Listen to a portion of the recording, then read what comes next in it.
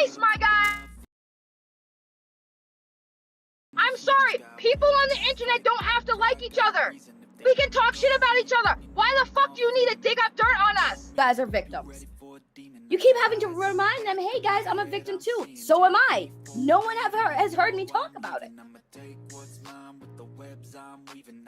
If I wanted to get empathy points from my audience and have people give me their money for boohoo points, I would pretty much always be talking about the shit that happened to me when I was younger, growing up, the abuse I had to endure, the abuse I had to witness.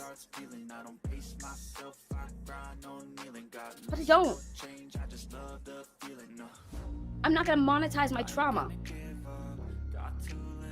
I don't have to. I shouldn't have to. This is who I am. And I'm gonna say this until I die. You are not changing who I am. I don't care if the views go away. I don't care if the sub count goes away. I don't care if the YouTube channel goes away. I am not changing who I am for anyone.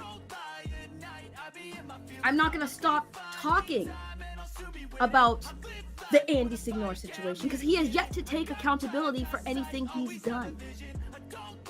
For hurting people. No crime was committed, but morally, he hurt people. He took advantage of people. Cancel or ruin or none of that. I'm not the one doing any of that. That's them. That's them saying it. That's them saying it, not me. I'm not saying those colorful words. I'm not saying SA or the R word. None of that. I didn't say none of those things. That's everybody else saying it. If she's telling the truth and Andy Signor was using her account access with the intention of, hey, I can help you, just to get his own spank bank friggin' going, where he was cataloging her content with her under the impression that he was doing it to help her, not fact to it. And now the counter argument from some of these guys are like, oh, well, she's an OnlyFans worker. What do you think he's gonna do with it? I don't know. At least be honest with her and be like, yeah, you know, I mean, this is hard. I might do something myself. Like maybe make an agreement. Like, hey, I'll help you if it's fine if I have free access to your account. Cool, I have access to the account. But he didn't have to show her. Here's the thing about OnlyFans. I do OnlyFans. I know what men do to my friggin' stuff. But that doesn't mean I want to see it. That doesn't mean that I want to see it. Now, if they message me and ask me, that is a different conversation. At least they're asking me. But that doesn't mean that just because they pay for my subscription that I want to see them do stuff with it.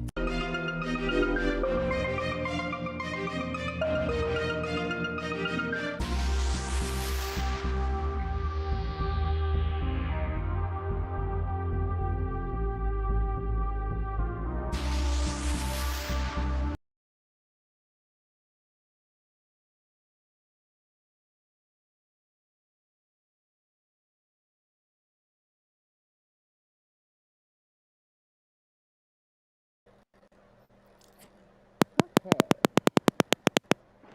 so welcome everyone. This is in-depth insight. I know it's been, I don't know, 10 months since I've done one of these. If you are new here, I am JoJo, preferably since a lot of people can't say my name in Spanish.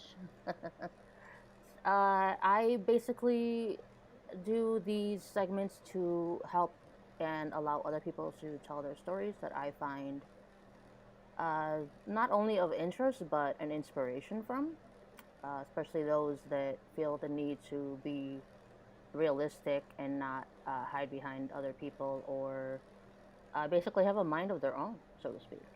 The guest that we have here today is, she goes by the name of Saggy.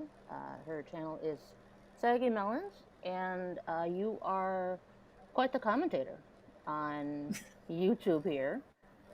People, unfortunately, the reason I say unfortunately is because you have your own name, right? You have your own, like, how you came about. Like, I've basically been catching up on a lot of your videos and a lot of your content. You made a name for yourself, not tipster. Do you see what I'm saying? And I know that you at one point became a mod. Are you still a mod for Tipster? No, he had too many, so he kind of I got the chopping block. You were one of the ones. Okay. Yeah. Yeah, I remember him talking about that a while back, that he had to chop a few people off. Do you still follow the commentary community? Or do you go all Um, over on YouTube? Sometimes it's a lot It is. of communities that I have interest in, and so it's a lot to keep up with. But I try to pay attention when I can. Yeah, it's definitely a lot. And then another thing that I've noticed that people have been mentioning is that you are. Tell me about you and Andy, because apparently you used to be on his channel at one point, and you basically stole their words, not mine. You stole his mods. Um, and he's done some basically shady things, so to speak, or can you elaborate on that? Since there's a lot of, I think there's a lot of misconceptions going on right now between you and Andy, and I think it's honestly courageous. The fact that you are willing to speak against him, and it is a lot. It's a lot to unravel. It's a lot, and I wanted to give my platform a reason for you to speak. So feel free to elaborate on Well, that thank whole you first of all. situation. Yeah. Thank you, first of all, by the way, your intro was amazing. I was watching it on my phone, like it was amazing, and thank you. I mean, originally it really started with when I started YouTube, I started meeting other YouTube content creators through different networks. So I would show up on their panels, and Hmm. one of them happened to have had history, or actually a couple of them actually had history with Andy. So that was my first encounter with him. And on that panel, they were a bunch of guys fighting, and I was trying to get my word in edge what I couldn't. But I didn't know who Andy was, so I was trying to be kind of like impartial, which is what I try to do with new people. If I don't know you, it's more easier for me to kind of understand your side of an argument, which is what I did. Right. That got his attention, noticing that I was somebody who was fresh. I didn't know the history of the war, so I noticed that he had a call-in stream, and I decided to call in, just to be nice and be like, hey, he didn't seem that bad when I talked to him, but I don't know him, so I'd like to, see what he's about. So I hopped on his stream. I was there for about maybe 20 minutes. As far as I remember, it wasn't there that long. And then I left. And then afterwards, he reached out in DMs, told me that he had liked my takes on that call-in show, and that next time when I call in to, make sure that I have a picture so my name just doesn't say Saggy Melons on the screen. And then we talked for 2 months in DMs, and then I guess he got a little upset that I showed up on a stream with a person that I didn't know he had history with. So that was it. And then there was also me having a former friend of his, Matt Jarbo, on my channel to discuss the events of the night before when Andy was on another stream, and Andy, brought me into a group DM trying to kind of like feed me information to bring up to Matt, which is stuff that I shouldn't have even known about, like personal conversations he had with this person. So I felt uncomfortable. Um, Yeah. but yeah, that was where it started with me and Andy, was just like a few things that weren't really that big of a deal. It wasn't until I saw his behavior with other people in the YouTube community that I really started seeing that like there was something really off with him, that he was not a good person. Yeah. Do you feel like Andy is? Uh, I mean, there's a lot of people like this on YouTube, and the bigger the number, the people are obsessed with numbers. But I feel like the bigger they grow their audience, the bigger the ego. And then on top of that, like, you're not allowed to be friends with other people. You're not allowed to be coexist with other creators that either they don't know or they can't stand, or and then they throw the quote unquote loyalty BS. The reason I call it BS is because we're all adults. We're not children here. It feels like it's like high school territory, because okay, I don't like them, so you can't hang out with them, or they've done something wrong. So, and then it's also the hypocrisy, because you hate someone for something that you don't like, yet you're doing the same thing or even worse behind the scenes. So that's why a lot of the times I can't really invest emotionally on a lot of these individuals. I'm free to talk to them. Like I will DM people and just either check in with them or just see how they're doing or see if they want to do anything as far as like a collaboration. But it's really up to them, right? And I feel like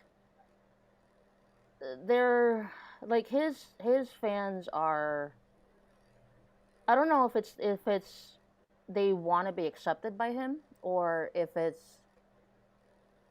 something that it's more so they don't want to be like on the chopping block, so to speak, because you're willing to speak with a lot of people who it's not really I'm against him. It's more he's done this. I need to speak about it. And a lot of women, regardless of what the situation is, when it comes to the opposite sex or even the same sex, whether it comes to, it doesn't even have to be so far extreme as a Me Too, right? It doesn't have to be that extreme, but this person made me uncomfortable. And a lot of women don't speak up, So I appreciate your willingness to not only put their stories out there, but your willingness to be able to go forth and maybe make something out of this. Like whether it's an apology from him, because we both know that he may not ever, like if he truly is a narcissist, he may never be able to say, I was sorry, or I fucked up, or whatever the case may be, right? So with that alone, do you feel like it's more so he's just trying to grasp straws to make himself look good, or what do you, from knowing who he was, from what you gathered and what your opinion is of him, what do you think is in his mindset, or do you not have any idea? I think that he has like a god complex. Like he is untouchable. And when he fears that he's going to get caught or exposed for something, he panics, and the first instinct is don't watch it, because if you see it, then people might start questioning me. I mean, I have to give 100% credit to the women who left that community and were brave enough to speak forward. And I mean, they were scared, because when you're going at big YouTube, like people with a community like that size, it's very intimidating, very scary, and you don't want to deal with that headache. But they did, because I said, listen, I get it's scary, but the thing is that he can't touch you. That's the thing. It's the internet. They can't do anything. All that noise that's going to come your way, you could just hit the block button and shut it out. Even if the worst case scenario, they dox you, you just got to block it out, because it's not like if anyone does anything with the dox, they'll go to jail. So, these women really, when they came to me, I knew that like, they were coming from a community that was just brainwashed. Like they were brainwashed. Like they were in a cult. Like I can't even say that. Like that was literally what they are in. And when they came to me, you could tell like they still have some of that, getting used to how a different content creator is. So like, Andy has definitely got, like I said, this is a god complex, because he has these people that he has molded and manipulated into being what he wants them to be. For him, he is the Lord. So he has a god complex. There's no way he's ever gonna admit fault, because he knows what he does, and that's just what it is. It's trash. That's a lot. And I feel like a lot of celebrities are like this too, where especially the male side, where I'm able to allow this woman to submit to me, and I can do whatever I want to her because she's giving consent, so to speak, right? And to me, that's really astounding. Can you elaborate about the whole uh, what was it? It's like a situation where I believe her name is Brittany, where she exposed about the whole OnlyFans situation. Um, Oh, that was Jade. oh, I thought it was Brittany. Okay, sorry. I mean, like I said, it's a lot to unravel.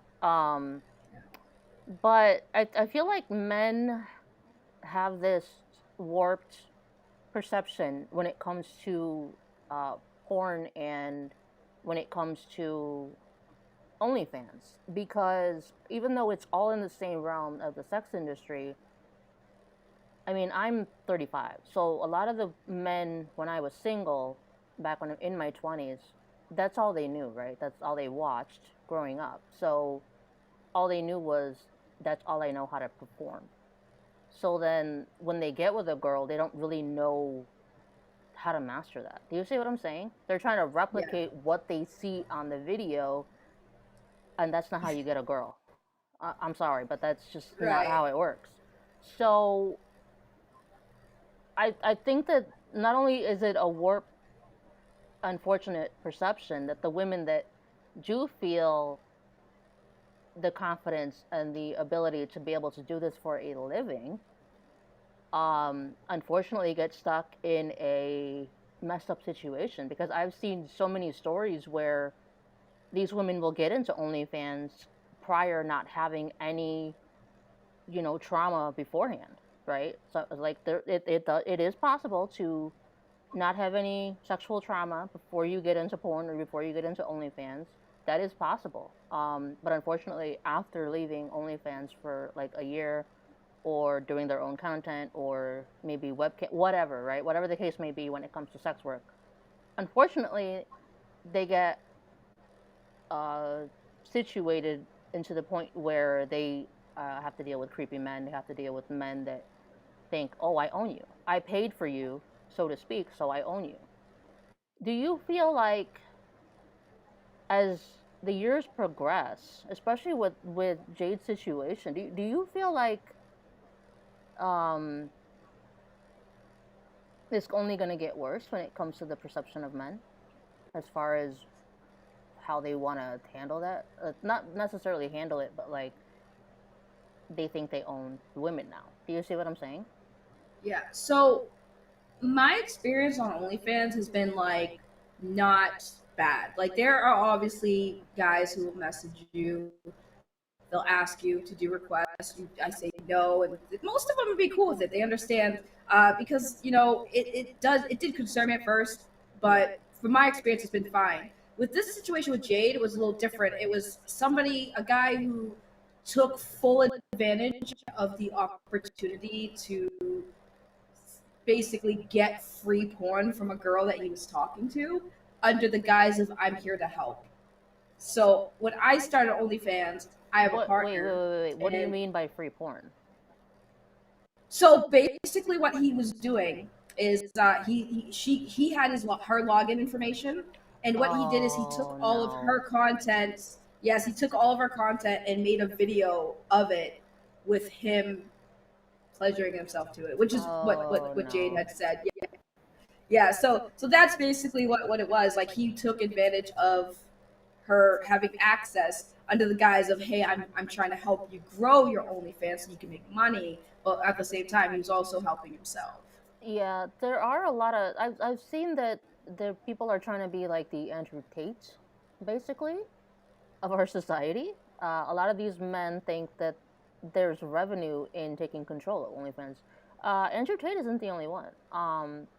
The guy Adam 22, the guy that runs No Jumper, he does the same thing.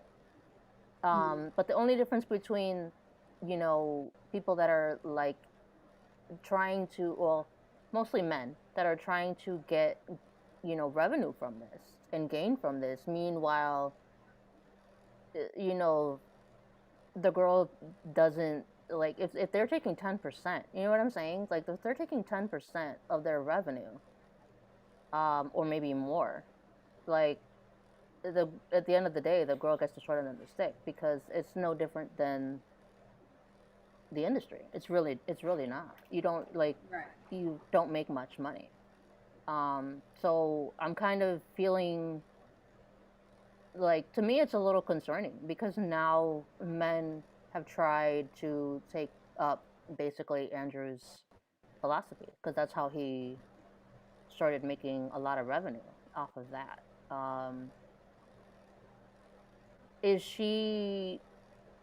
Was she able to get her stuff back, or is she still dealing with that?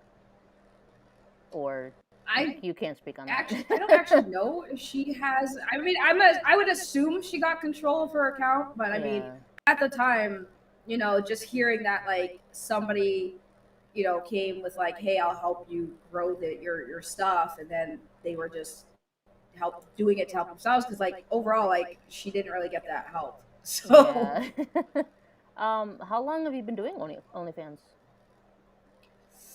I want to say like a few months now. What made you get into it? If you don't mind me asking. I kind of was like, I could use a few bucks, and I always thought of doing it because I'm like, it seems like a lot of women do it now, and it seems like something simple, and I didn't have to, you know, do, you know, nudity or actual sex. I could just do lewds and like cover up my lady parts and just, you know, make it somewhat tasteful. But yeah, I was like, you know what, it might be fun, and it'd be nice to make a few bucks. So that's kind of what really started. It's been fun. It really has been fun.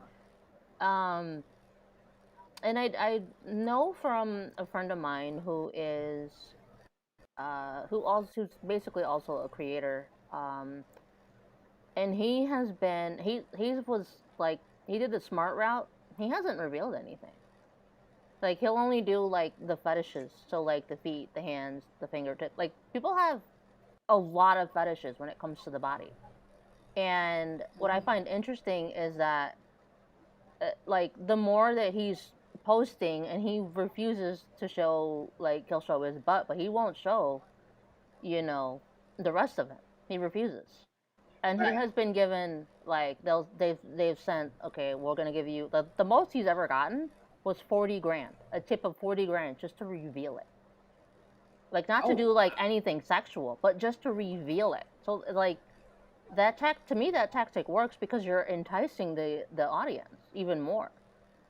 And he's like, well, one, I can't take her 40 grand because I'm not going to give you what you want. And then the guy's like, well, he's like, just take it, and maybe I'll get lucky next time. It's like, wow.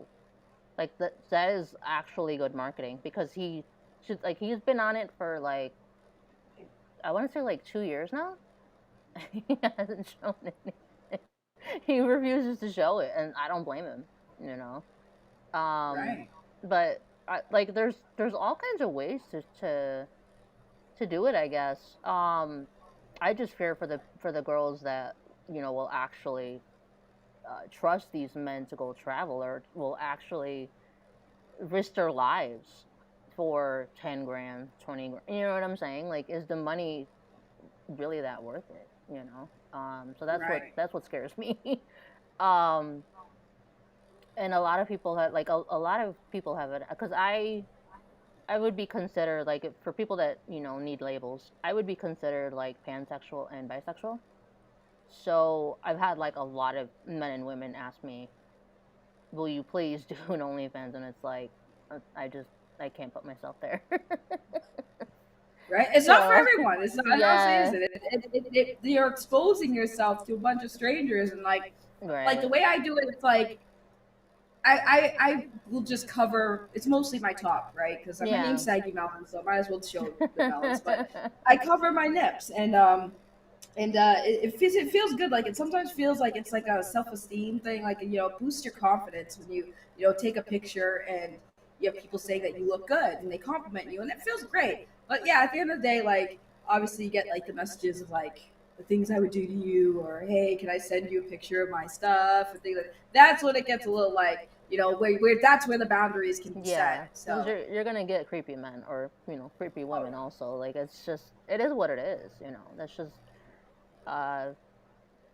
the side effect of that. You know what I'm saying? Like, that's just the other side that people I'm okay with creepy women, just not men. I don't know what it is. Maybe the women just get a pass with me.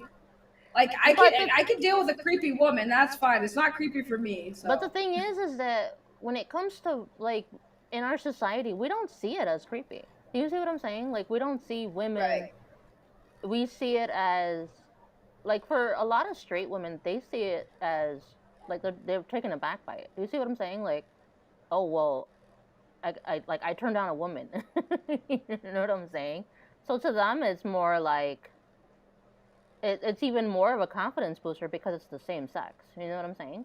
Because usually when it's like women, that's always been the theme, though, that it's always should be women versus women, so to speak, right? And then especially like in the sex work area or in porn, like, you know what I'm saying? Like, it's they always pin women against each other. So usually straight women always have like that curiosity, you know. But in our society, we don't see it as creepy when it comes to a woman, like, you know, can I send you, you know, my pics, or can, you know, can I go out with you? Like, you know what I'm saying? Like, even if you're not of that, like, if that's not your preference, like, we don't see it as creepy. But no, not at all. Like, women.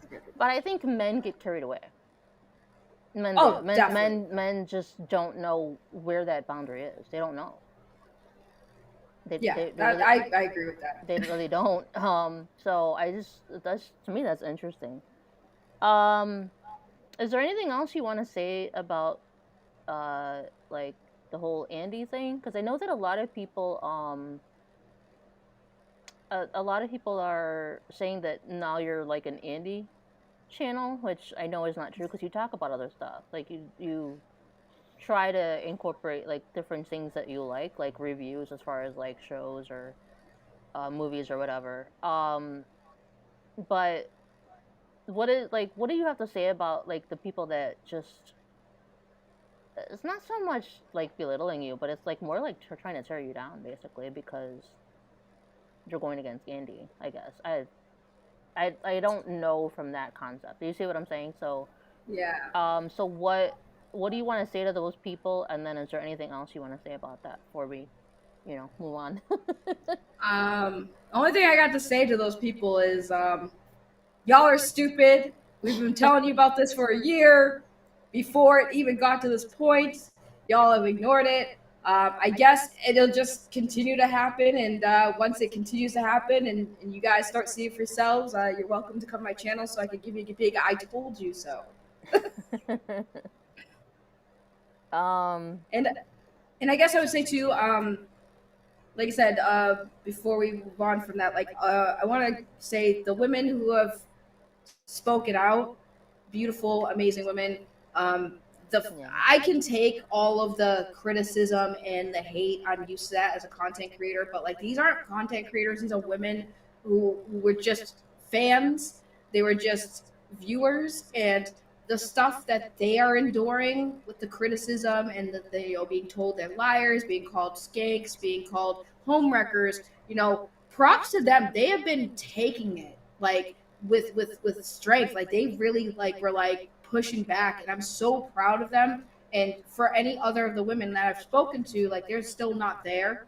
But people, I always say, listen, you don't have to be afraid to speak out. It doesn't matter if it's a celebrity, somebody who has money or whatever. Like if they've done wrong, your truth, speak on it. Don't wait, don't hold on to it. Speak on it, because you'd be surprised about who will listen over. Because the thing is, they're more afraid of who won't listen than the people who will listen, and that's what stops them from speaking. They're more afraid of, well, who's gonna call me a liar? Who's not gonna believe me? It doesn't matter. If you are telling the truth, your truth, it doesn't matter. There will be people who will listen to you, and there will be people who will believe you, and there will be people who will back you up. So don't let anything or anyone make you afraid of speaking out. Absolutely. I'm noticing that now too, when it comes to women coming forth with like, these are all types of stories, and I like, it's on my channel, if you ever want to check that out, or if you guys that are in the audience ever want to check that out, that are new here. I'm not afraid to say it, because I feel like sharing your story isn't something that should be looked down upon. It shouldn't be something that's seen as negative. It shouldn't, like, I know there's a lot of terms nowadays that people use as far as like sad fishing or trauma bonding, so on and so forth. It's more so you telling your story is not only giving your voice to the voiceless, because sad fact, people that, like, especially women, women that have been sexually abused in their lives, the average age that they speak out, unfortunately, is 52. Yeah, that's disheartening, really, really disheartening to me. So I don't mind, you know, helping other people heal from their trauma, let alone, you know, being able to speak it out. But I always tell people, if you can't, you know, say it out loud, if you can't say it to the person that did it to you, write it out. You have to let it out some way. You have to have some form of healing, because you don't deserve to be in that torment. You know what I'm saying? So Right.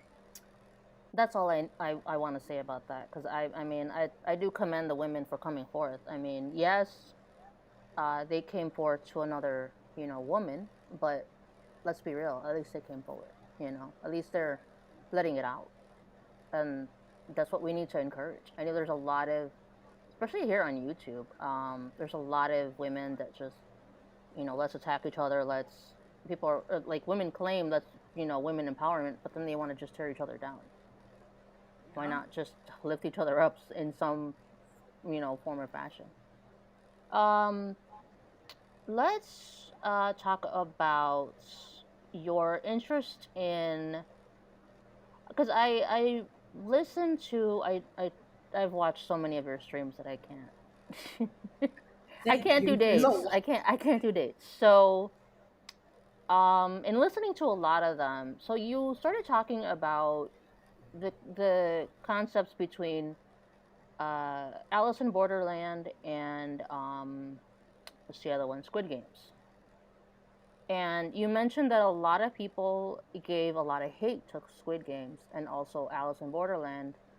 Not so much, I would say not so much for, because I know what you're talking about. But I don't think it's more so of the violence. It's more so, where are they getting these ideas, right? I don't know if you've ever seen the movies. I mean, these have been going on for decades. This kind of concept of these higher-ups, elites, however you guys want to place that. But they have this thing where they get bored. You know, they got all the money in the world. They got nothing else better to do. I'm bored. Let's mess with people, right? Let's let people suffer. Like, I enjoy that. That's just how some elites, I'm not going to say all, but that's how some elites believe. That's just where they come from. They come from so much money that we're beneath them, right? Have you ever seen the movie Rat Race? That was in the 90s. That was with Whoopi Goldberg. That's a form of Squid Games, okay? And then before that, the remake of, that was actually the remake. I believe it was the 70s, the 60s or 70s, was Cannibal Run. It's basically the same concept. They're running and chasing, and basically in a long hunt. It's like a scavenger hunt throughout the entire country to get money. And it's more of a comedic form. There's a lot of them. There's the horror version of that is the Saw franchise. It's still the same concept, because for those of you who, you know, whether you're into horror or not, Jigsaw had cancer. So to him it was like, I need you to appreciate life.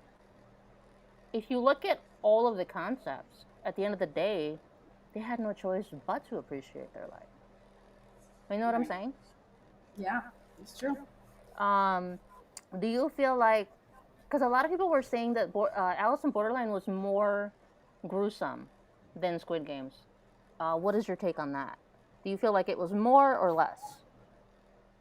I think it was a lot more brutal, because the games, for the most part, were what really killed the people in Squid Games. Like, it was like, you know, first game, you get shot by the toy and stuff. But it was like in Alice in Borderland, it's like people started killing people. It was like they played a lot of mind games where it was like you have to be, certain games you had to like literally betray people just to survive, and that also like brought to the whole thing of like making you think like, wow, like what would I do in that situation? Like if my friend was in there, would I be able to sacrifice my friend or sacrifice myself for my friend? So like I think that when it comes to that, the violence was definitely more in Alice in Borderlands than in Squid Games, because it got really brutal, and some of the scenes were just like I had to turn away like, whoa. And I think that's where they came from, though, because at the end of the day, like a lot of the cards were a different game. Some were physical, some were mind games, some were like literally playing with your heart. But I think it was a shell shock for Squid Games because people weren't expecting it. You know what I mean? They didn't tell us. They didn't, like, watching it. They didn't tell us, okay, people were gonna get brutally killed, right? So in some aspects, you had a bit of. It's like you're sensitized. You know what I'm saying? You saw Squid Game, so then you're ready for the next level. You know what I'm saying? So with Alice in Borderland, like I wasn't surprised with all of it. My only issue with both of these was that there's no audio description. And I get it that a lot of people are like, well, the reason there's no audio description is because it's really graphic. Not true, because there's other movies and shows that I've watched that they're still able to do the audio description. That's just as violent. So I think that a lot of people just, I don't know if it's, and you would think people would be used to this by now, especially like with the whole Saw franchise. You know what I'm saying? Right. You would think that people would be used to this concept, but I mean, it's 2022. Like, nothing should be of a shock, especially when it comes to these movies and these basically a form of reality, because this was a comic book. You know what I'm saying? So Right. I don't know why this is such a surprise. And you got the CGI, you've got the effects, you've got everything that they can utilize now compared to back then, when it comes to movies and filming. So I don't see why it should be a shock when it comes to trying to remake something that's was on paper. You know what I'm saying? It was on paper, so you're bringing it to Right. life. You know what I'm saying? I So think I I just find think it that weird. I don't think it's really a shock. It's more like, so it's like Asian cinema, like Asian storytelling is very different than how we tell our stories. So like we, something similar to Squid Games would be like Hunger Games, right?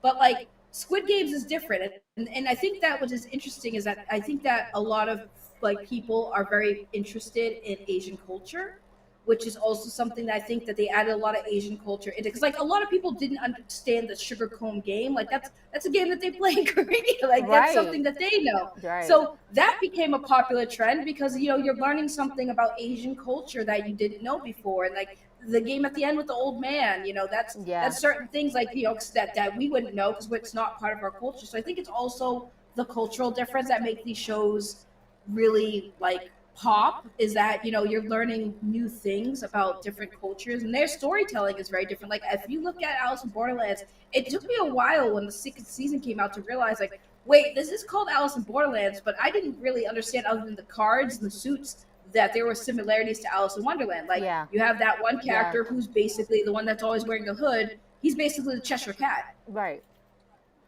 So I think the way that they tell the stories is what really makes these cinemas like really really good, and why a lot of people gravitate to them. Yeah, the whole concept of Alice in Wonderland, if you've ever read the book, it's a really sad book to read. Because they make it so that and to be fair, everyone is programmed, so I don't want YouTube to, be fishy. But everybody is programmed, regardless of what your upbringing is, whether it comes to how your parents raised you, whether it came from your environment. But everybody is programmed in their own sense. And that is how you have developed and moved into the world, because the interesting thing with the book, and then they made it into a cartoon, Disney is, I mean, there's a lot of theories that, Disney is meant to be traumatizing. I mean, if you look at all of the Disney movies, there's some form of trauma, right? There's some form of sadness, or some form of heartbreak, or some form of whatever the case may be, depending on the movie. But when it came to Alice in Wonderland, there was a form of trauma that she was going through, and the way to not deal with it was to hallucinate. That's why she went and followed the rabbit down the rabbit hole. That's where all of the cards come in, the king, the queen, all of that. It all, if you look into like MK Ultra and brainwashing and all of that, if you go into basically go in depth with that, it pretty much all goes together when it comes to those concepts. So when I saw because I didn't know what you were talking about when you were talking about Alice in Borderland, I'm like, is that the same concept? And then I looked into it, and I noticed that they had to collect the cards.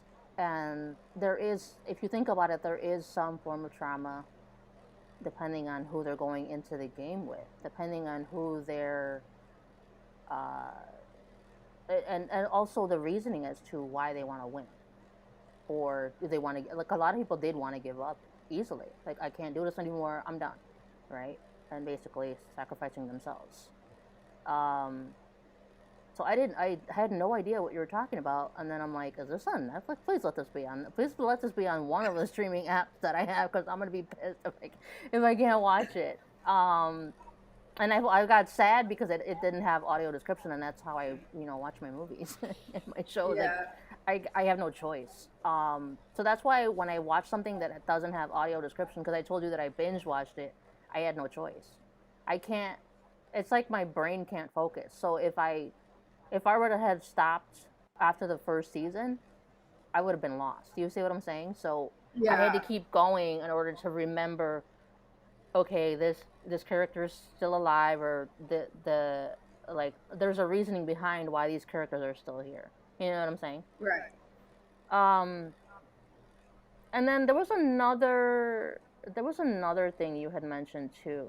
Oh, you don't think that there's going to be a second season, or you're hoping that there's going to be a third season? On that season of the show? I mean, so I don't want to spoil anything for people in the chat who haven't seen it, but the way they ended it is like up for interpretation, because the book ended like after, the book had ended. So if they were to make another season, it would be a whole new story, because that book ended at the second season. So the way they ended it, though, really did leave it up to just that guessing game again. Right, like could they make one? But how could they, because of how they ended it? So now it's like, maybe I would love for it, because the way that story flowed, the way that they Game of Thrones a lot of the characters was like really interesting, and I would really hope that they would get another one. And plus, the fact that they took a book and made it live action, and it worked well. Like, fans of the book, and I didn't even know it was a book until I looked into it after I saw this first season. Fans of the book were actually very happy with it.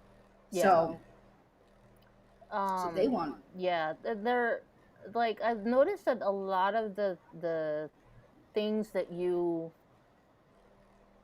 it's like, because I know that people want to like basically confine you as one thing. I don't know why people do that when it comes to women creators, but they want to confine you as one thing. But you clearly have, like, I see you as like a really, really intelligent person, and you're able to like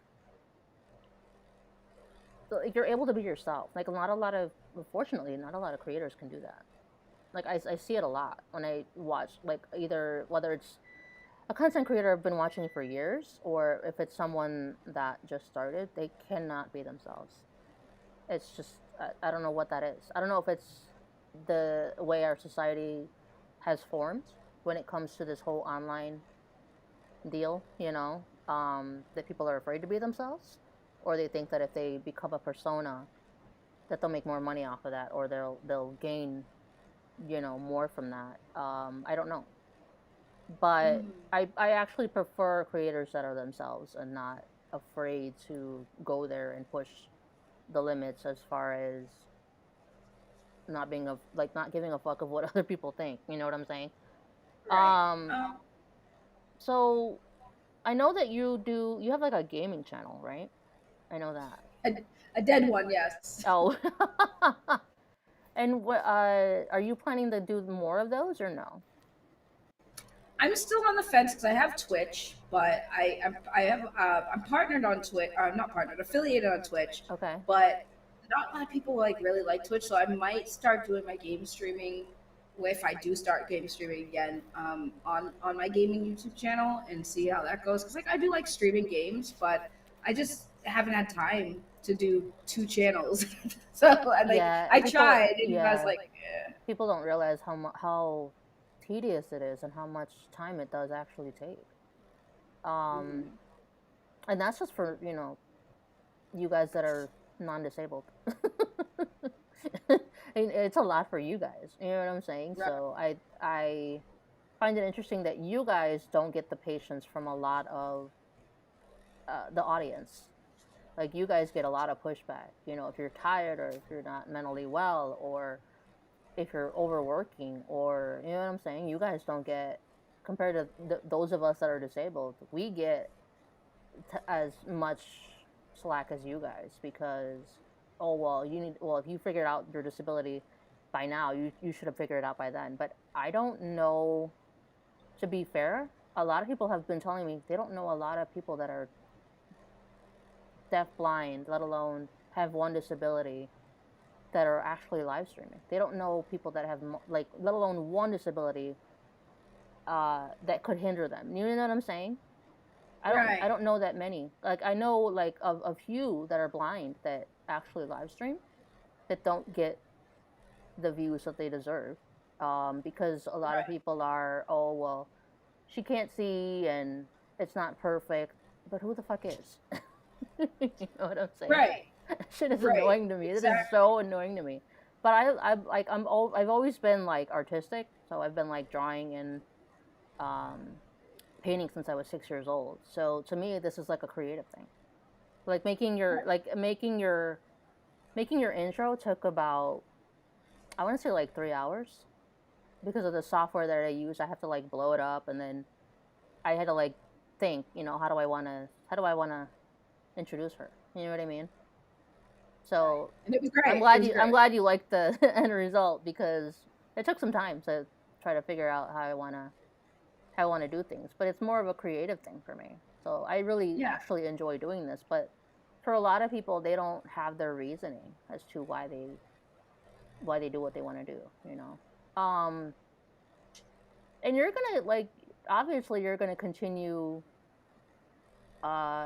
just doing what you do as far as your content, even though you're getting a lot of slack from, the tipster fans or the tipster haters. It's more so tipster haters, isn't it? Than it is tipster fans. It's a lot of haters. A lot of places. I made a lot of enemies on the internet. Do you feel like you being do you feel like it's you coming up on YouTube was being associated with tipster, or do you feel like you made a name for yourself? It wasn't tipster. I when I first met him, we were arguing. We were arguing on Twitter. I've noticed that too. That a lot of people that have modded for him or are now close with him, they couldn't stand him, or they just argued. I've noticed that. What is that about? Well, that's a lot of people on all my big YouTuber friends, all the ones that are big, content creators. Yeah. It always started with us fighting on Twitter about something, and then them reaching out to talk to me, which is something I'm not I never was expecting, because I'm oh, this is a big YouTuber, why are they wasting time on me? I'm barely a nobody. So it usually gets to that point where I would say, to answer your question, I built myself. So when people try to assume that people, it's networking. That's building yourself, is meeting people, networking, and not a single one. Tipster and all my other big content creator friends, they don't promote me whatsoever. Even if I'm on their channels, they don't say, hey, go check out Saggy 𝖲melons. I've been on Tipster streams before, and he didn't say, hey, go check out Saggy 𝖲melons. I just go there, talk, I get tired, I leave, and bye, goodbye, that's it. Like, no, hey guys, she's leaving, go check her out. Nothing like that. So when people assume my growth, it's like I grew because I talked to people, I met people, people got to know me, I got to know them, and then, you know, once I started being in people's chats, I make people laugh, they think I'm funny, they check out my channel, and then if they like what they see, they stick around. Yeah, because I don't understand where people got that conception from, because when I watch, or when I would like listen to his stream, you're right, he has never said that. You know what I mean? Like, he's never, unless it's someone that like asked him to basically raid or ask him to promote, then yeah, he'll do it. But if it's somebody that, you know, has known him for a while, or like you guys have, you know, gotten to know each other, he doesn't really say, oh, can you please, you know, check her out, or whatever, right? Right. But I saw you in the chat, and then he's like, because I think the main thing that I saw you from and how I discovered you was BX Bullet and that whole fiasco. Because a lot of people were coming at me because they're like, well, you're considered part of that community, the conspiracy theory community, and I'm like, but we're not all lunatics. We're not all Right. We're not like, a lot of us have insight, a lot of us have the ability to pull back, a lot of us have the ability to not obsess, a lot of us have the ability to not go insane with that. Like, she pushes it to the limit because she can't admit that she's wrong. That's a whole, that has nothing to do with conspiracy theory. Let's be real here. Not taking accountability for your actions has nothing to do with that. Absolutely nothing. But that's what it boils down to, is that she could not take accountability. Like, I've looked at so many different streams. A lot of the commentary community, unfortunately, made fun of her because she went after them, you know? I had to follow, like, a lot of, like guys that a lot of people don't take, like, Kristen Ark seriously. A lot of people don't take Augie seriously. A lot of people don't take a lot of people seriously. I don't know if it has to do with the generation or how they act, or I don't know. But all you have to do is listen to people. Like, it's not about who's right and wrong. But at the end of the day, if the person can't just be a decent human being, why wouldn't you shit on them? You know what I'm saying? Like, it's understandable why everybody went after her. And the fact that she basically tried to deplatform you, did she not? Because she got you suspended from, she got you suspended from Twitter, and then she ended up getting suspended. So Yeah. I thought that was, I'm like, okay, well, that's kind of ironic, because she would say words that obviously you're not supposed to say. I mean, it's hard to keep up, to be honest with you, as far as like the policies when it comes to whether it's Twitter, whether it's IG, whether it's YouTube. It's really hard to keep up because like certain words are allowed, certain words aren't, and then it's like, okay, what the fuck do I say now? I'm not allowed to say shit anymore. Right. Pretty much. But a lot of my, like, because my channel is considered controversial, even though I'm not like the average YouTuber that, or a content creator that is like, my agenda isn't currency. My agenda isn't the, you know, getting money, getting views, being famous, going, like, I'm not the average person because I have a terminal illness. So for me, it's different. I'd rather make an impact. I'd rather leave something before I go. You see what I'm saying? It's kind of like a legacy thing for me. So I talk about a lot of the issues that I talk about. A lot of my fans are overseas, so a lot of the issues that I talk about, that a lot of them, oh, did you hear this? Or like, you need to talk about this. And I am planning on doing a video on the whole concepts and like how everything intertwines, as far as what we talked about, you know, the Alice in Borderland, all of the movies that I just mentioned, and then basically how all of that coincides with, you know, the MK Ultra, the brainwashing, all of that. So that should be an interesting video that I want to do. Yeah, and that's something.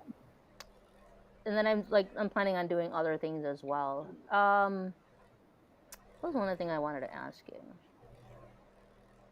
Do you have any other? Because I know that a lot of the people that I referred to you, like basically have had them watch your channel. They were wondering what are your recommendations as far as like things that are similar, if not similar to Alice in Wonderland, but like basically what are your likes as far as like movies and stuff that you have seen recently? Ooh, there's like, I've been watching a lot of movies, like not even like great ones. My tastes are like a little all over the place because there are some things that I like that like massively were disliked, like that Cowboy Bebop TV show that I always talk about. A lot of people hated it to the point that it's not getting renewed for another season, but I enjoyed it. I did. I don't know why. I think it was because it was a little bit of nostalgia that was thrown in there that was enough for me to be like, I can forgive all the crap that everybody else has criticized for. But something similar to like Alice in Borderlands, Sweet Home was really good. Sweet Home's another, I think it's Korean. Okay. I don't remember. Yeah, I'm pretty sure it's a Korean drama. But that's a really interesting show. The special effects on the monsters in that show are like, they blew me away. I was like, whoa, where did you get the budget for this? This is like not okay that you have this money. It's a really weird concept, but it is a really good story. Okay. That's one. A lot of, like I said, a lot of Asian cinemas are really just killing it on Netflix. Yeah, I've noticed. Yeah, I've definitely noticed that too. What was another thing that just slipped my mind? Oh, the whole James Gunn thing. A lot of people always want my opinion on this because of what I went through as a kid when it comes to pedophilia, incest, so on and so forth. Okay, so the whole thing when it comes to celebrities that are deemed as pedos, right?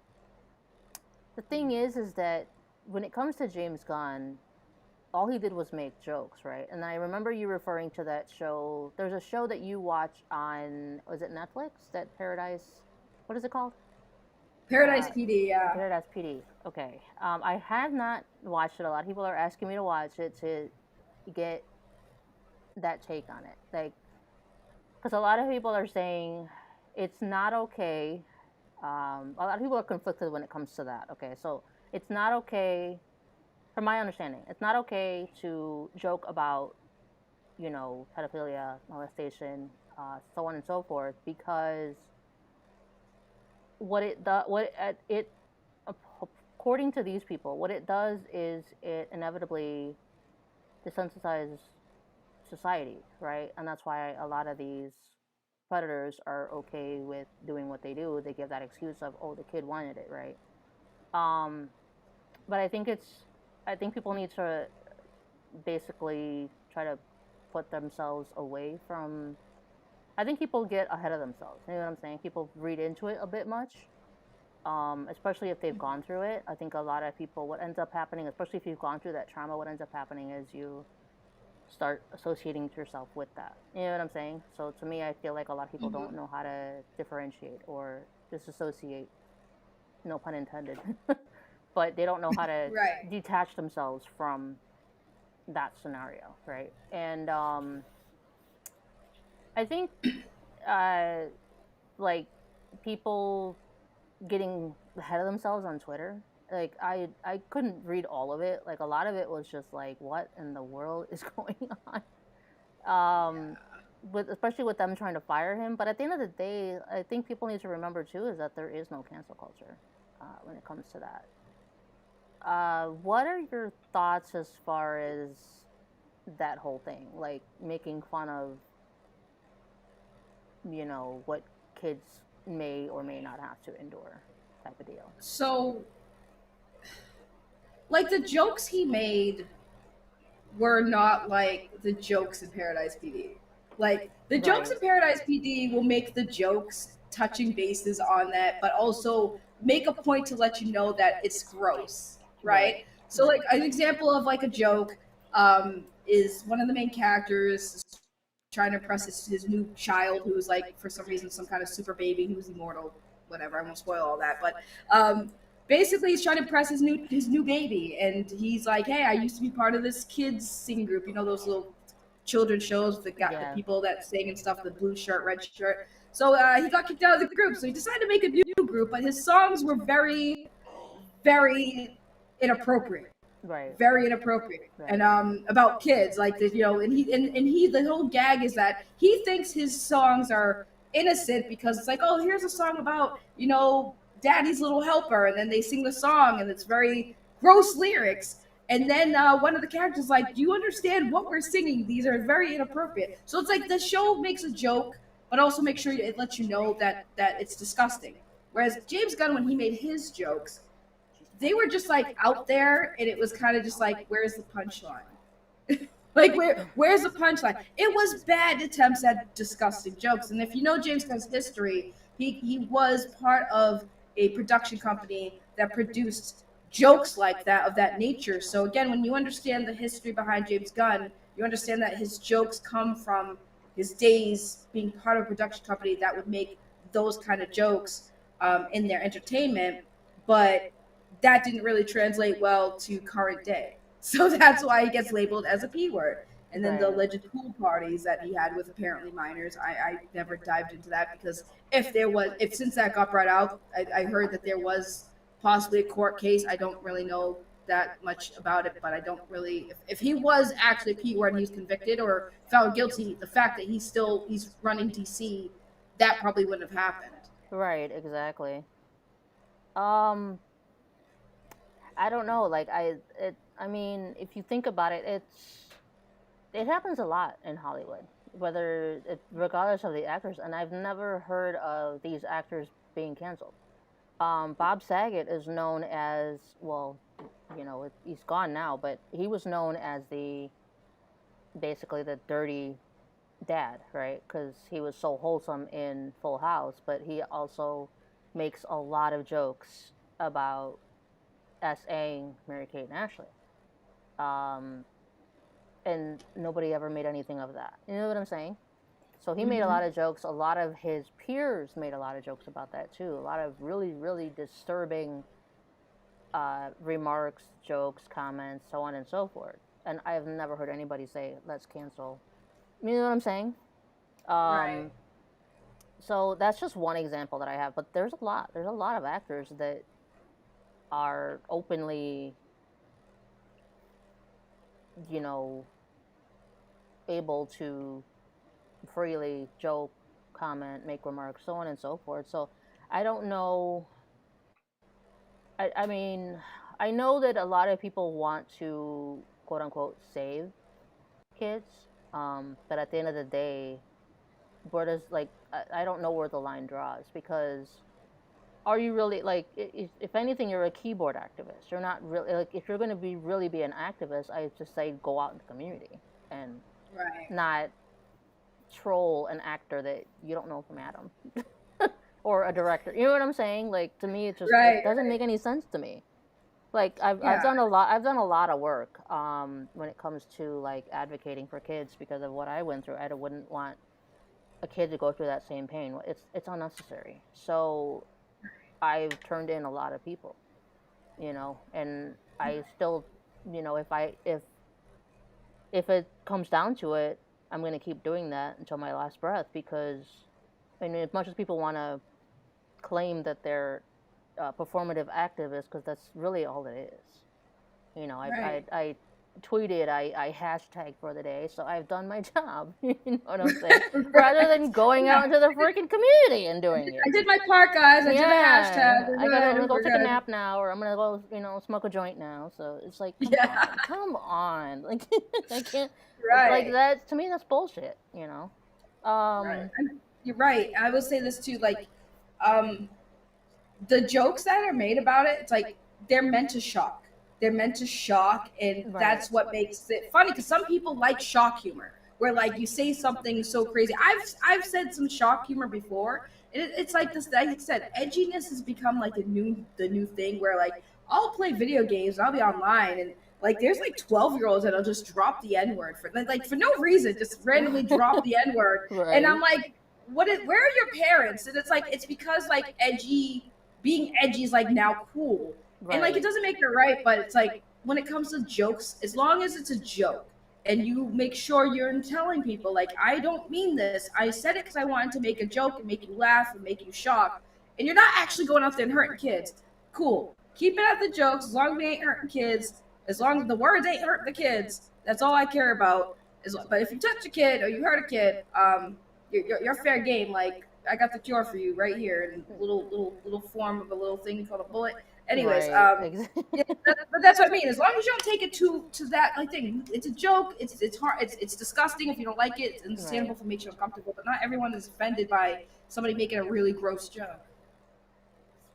Yeah, I just, a lot of the times I can't really be on Twitter because it's more so it's people are like, oh, well, it's negative, it's toxic. Any platform is, but to me it's overwhelming. It's a lot. Like, people want you to think their way, that you have to think their way. And to be fair, I don't trust Elon Musk, so Elon's interesting to me. I don't trust him because, I mean, I've been banned off of TikTok for being quote unquote too real, whatever the fuck that means. Same. And then I only post stories on IG because there's a lot of things you're not allowed. There's a lot of words that they don't allow. You're not allowed to say. Yeah. And it's not even like bad words, but if you're against, you know, their beliefs and their views, then obviously you're not going to be the norm. You're not going to be praised. You know what I'm saying? You're not going to get boosted. You're not going to get promoted, so on and so forth. So a lot of the times I have to be careful about what I do on these platforms. Right. Unfortunately, sadly. Is there any like issues that are going on right now that you feel strongly about, or are you just more so waiting on like what drama is yet to come, so to speak? I mean, the best thing about Twitter for me is like I always see all the stuff. So like if I see something on Twitter that interests me, I'll talk about it on a stream. But like right now, really isn't anything focused on other than, you know, just making sure people know that Andy Signor is a creep and he takes full advantage of his community financially and sexually, and that he has a bunch of people in his community who are protecting him and covering it up. So that's kind of where the focus has been, to just make sure people, you know, are aware, and whether they believe it or not, at least, you know, maybe they'll start seeing the signs themselves. But that's really the focus right now, is to make sure people are safe on YouTube, because there are a lot of crappy content creators out there, and when I see them, I'll make sure to call them out, because there's a lot, and a lot of people kind of just, you know, these are people who have fan bases and they have communities, and these communities have a right to know the money that they're investing and the time they're investing and the people they're supporting, if they want to support them. Because like you said, a lot of people aren't who they are on the internet. Some people, it's understandable, you know, if you have a character and that's your character, that makes sense. You're not going to be yourself, but that also means like you shouldn't be sexually soliciting your community. But then there's people who are themselves because they just do something simple as they make soap or they make resin stuff, and that's their personality, that's their hobby, so they incorporated that into their content. So it's just a battle of, you know, YouTube needs to be a better, safer community for not just content creators. Content creators need to be better, treat their community better, and content creators need to respect their community better, and viewers need to understand that like your idols, the people you look up to on this platform, are just people like you, and they have problems like you, some worse than others, some who need help, some who just are exploiting you. So that's pretty much my venture right now. Do you feel like, because there is a theory going around that in 5 years YouTube will be the next MySpace, that a lot of content creators and a lot of the big time YouTubers are moving towards TikTok because supposedly nobody like, I don't buy this. I really don't buy that people don't watch long form content. I don't buy it because a lot of people beg for long form content now. I think it's because a lot of people don't, as much as people want to act like TikTok is the new thing and that's the new crave. I've noticed that a lot of people are expecting more from YouTubers, from content creators. They're wanting more long form. They don't want the 3-second videos. They don't want the 10-second videos that you have to be like extremely creative and hope for the best if you get into the algorithm. But there is also a theory that it's basically going to be the next MySpace, that is not going to live up to what people want it to be. Do you feel like a lot of people are conflicted when it comes to TikTok versus YouTube? Because clearly YouTube is trying to catch up. Like when it comes to the shorts, people are now getting revenue from shorts. So on and so forth. So do you feel like that's the case, or do you feel like YouTube will be okay? I think YouTube will be fine because right now YouTube is still the primary platform for videos and streaming, like just regular content. I think it also depends. Like we have to look at like what the consumers of on the internet like really consume. Like if they TikTok is great for just like a short, like just scroll for a bit. It depends. Like if you like that, you like that. But like with YouTube, I think a lot of people do still like the streaming elements where they can engage with their content creator like through the live stream chat, and the content creator can engage with the chat. So I think that until that becomes no longer a thing with content creators and viewer relationships, I think YouTube will be fine. I personally watch TikTok on YouTube. Like I watch the TikTok compilation videos on YouTube, because I like to just have something I can play in the background and like watch while I'm doing dishes and stuff like that. I think that's the thing too. A lot of people who consume content on the platform, they do it at when they're at work. It helps them kill time, or if they're doing a chore, it helps them kill time, or if they're just bored, it helps them kill time. So I think the long streams the long videos and stuff. I think that's what helps people get through the day over TikTok, where you have to continuously scroll around instead of just boop, I'm hitting play, I'm watching my favorite content creator talk about something I like. And then what is your goal in 5 years? Do you have any goals that you want to accomplish? Still be alive. I hope to still be on this earth in 5 years. That's my goal. I mean, I don't really, when people ask me that, like where do you see your channel being and things like that, I'm just like, I don't see it really being anywhere. I see it maybe at most being like maybe a 7K, 10K channel if I'm lucky. Yeah. But like the goal isn't really that. I mean, the goal is to just, I enjoy doing YouTube. I enjoy streams. I enjoy the community I built, whether it's at the size it's at now and stays that size or grows bigger. I mean, I'm just, and the goal is to see what happens, I guess, because I don't really think about that. Because it's like when I started YouTube, I was like, if it goes somewhere, it goes somewhere. If it doesn't, you just have to accept that and just do it because you love doing it. Like you said, you don't do the things you do on your channel for clicks and money, but that's what made you grow, is you are a real person. And I'm starting to realize like maybe I was wrong. I started thinking that people weren't attracted to real content creators. I thought that the fake content creators are where they are because they were fake. But I'm starting to see like, yeah, there are still some real content creators out there that people like real. So I guess I see myself in 5 years just hopefully just having people say, hey, you're cool and let's hang out. let's be a community. Let's do some things, I guess. Does that answer maybe have to do with what's going on right now? People just worrying about, the war and how things are crumbling as far as our nation, so to speak.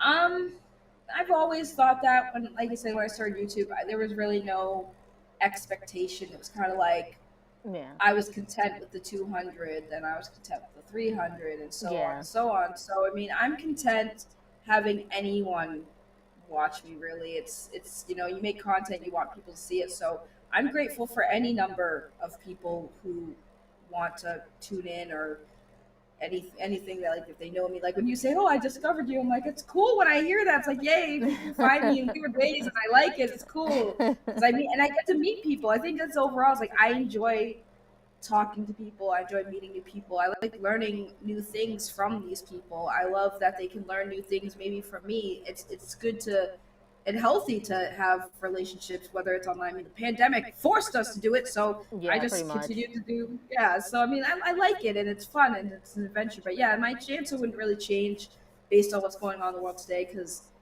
things can change at the flip of a a dime, and like we don't know what's going to happen. So I mean, Right. I just live for the moment right now. And then I think the last question that I have before we started all this was, how does your boyfriend feel about you doing OnlyFans? I get that a lot. Very supportive. Well, that's good. In the beginning, yeah, I mean, in the beginning it was a little, like, obviously weird because the minute you mention OnlyFans, the first thing guys think about is sex and porn, and I'm like, listen, I don't have to show everything, right? I'm like, I don't have to show everything, but like, very supportive. We talk about it. Sometimes he's like, hey, do you want to take a picture? I have an idea for like a pose, or like, so like he's very supportive. That's where I draw the line, because my husband will say that too, and it's like, nah, I'm good, because you're gonna start acting like the creepy men that want a donation from me. No thanks. Yeah, you're gonna ruin it for me. No. Yeah, he's very supportive though. He's very supportive, and it's funny because people would call him like my haters would say, "Oh, your boyfriend's a cuck," and things like that, and he's just like, it's not like I watched what the guys do with it. Like, I'm not in the room. Like, he knows, but it's like, he's not getting no excited about other guys seeing me. He's just like, do what you want to do. Because in the beginning, I used to like we had an agreement in the beginning because this was new for both of us, and I wanted to be respectful to him, obviously. So I said, I won't post a picture or a video that you don't sign off on. So in the beginning, I would take pictures, or I do a video, and I send it to him and say, "Is this okay to post?" And he'd look at it, and for the most part, he would be like, "Yeah, that's fine." So it was a good communication thing for us too, where like there was like, "Hey, can I do this?" And I don't have to do that anymore because now he knows the kind of content that I decided we're going to do. So he's completely comfortable and trusts me to do those pictures and videos, and he hasn't even asked me. Like, we stopped doing that. It's like, all right, you seem to got a handle on it. You know what you're doing. If you want my help, let me know. Well, it's more of I think it's more of a trust thing, because I've heard a lot of guys talk about that. I've watched a lot of podcasts when it comes to men, so they think that it's some form of cheating, or they think, oh, well, I'm not going to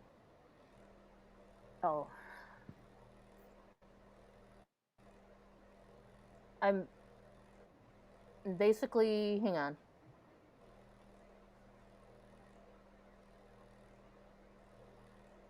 Sorry about that. No, you're fine. It's basically it's like a trust thing.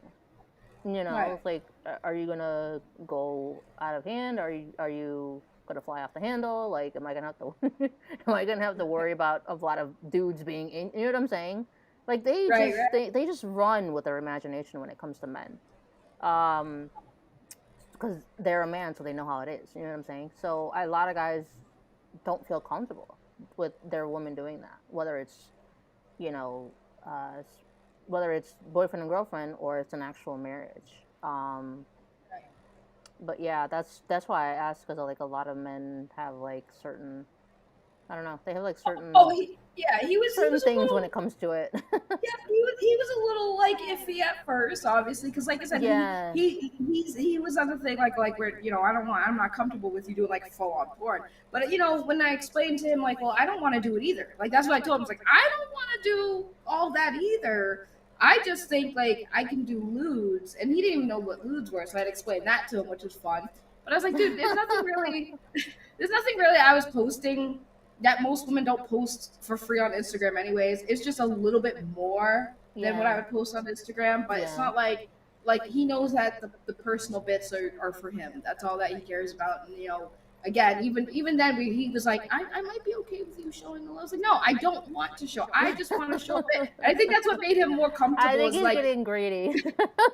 yeah, I think he was like, he's like, no, you can show a little bit of more. And I'm like, no, Yeah. no, I don't want to do that because for my comfortability. And I think that's when he realized like, okay, you're not trying to be like do actual porn stuff. Like it's just sexy pictures. And then when he understood like what I Right. was trying to, like he was fine with it. So, um, yeah, he doesn't care. And like I think it makes him a little flattered that like there are some guys that find me attractive. And he's like, good, I got a cute girlfriend. I got a hot girlfriend. I feel good about it. Is he also supportive of your channel? He yes and no. Like he supports that I do it, but he hates because it takes a lot of my time away from him. Yeah, that's. I mean, it took a while for my husband to realize that as well. That it does take a lot of your time. It does Yeah. when it comes to the filming, the editing, the researching, it's a lot. And Yeah. people just think, oh well, you just click a button. There's more to it than that. If you want your stuff to be really good quality, way more to it than that. Right. And there's Yeah. so many And that different kinds of software that you can use to utilize that. right. And that's the thing. Like I said, he's always been supportive of it when I first started, of course. And like originally when I first started post uploading on my channel, it was game videos that me and him played together. So we play video games together, and I edit the clips of like him doing really good or me doing good or funny moments in the stuff, and I post it for not just for people who are watching, but I post it for us, and it was fun. But yeah, no, he supports what I do. He just hates that how much time it takes away from it. And we only have, a couple minutes left. So are there any last words, last comments? The only thing I say is thank you so much for hosting me. I do appreciate it. It was a great conversation. You were an amazing Absolutely. YouTube content creator. And yeah, no, thank you for allowing me on your platform to talk about these things. And this is fun. And I would love to have you on my channel someday. And we'll have to do a reverse interview. You come to my channel, I interview you. Yeah, we'll have to, figure out what you want to do with that, and Yeah, I'll just DM you. yeah, sounds So, great. all right. Well, I will let you guys go, and the chat is literally flying off the handle, and I can't keep up with everybody. So, I will probably like reread everything once everything is done. So if you don't know how this segment works on my channel, I usually wait when it comes to the interviews because I can't do a million things at once. God forbid. But on my other lives, I do try to engage with everybody. So I will let you guys go, and I hope you guys enjoyed this one, and I hope everyone's doing well. All right, take it easy, guys. Bye. Interview. Solo. Ad lib. Japan up. Interview on 𝐸𝐴𝐾𝐩𝐿. Finish.